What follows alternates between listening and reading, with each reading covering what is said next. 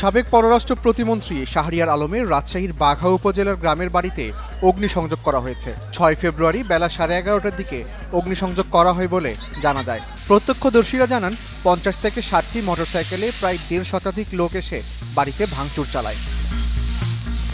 বাড়ি থেকে খানিকটা দূরেই বাঘা ফায়ার সার্ভিস স্টেশন থাকলেও তারা শুরুতে আগুন নেভাতে আসতে পারেননি।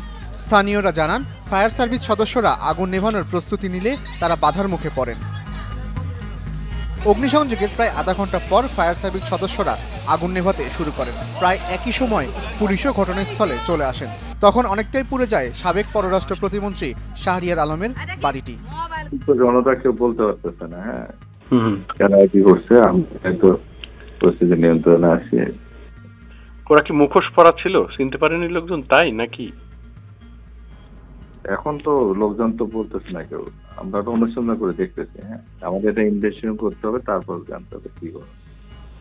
আচ্ছা ঠিক আছে, আমাদের তো মনে হচ্ছে বিক্ষুব্ধ জনতা, হয়তো বিক্ষুব্ধ জনতা।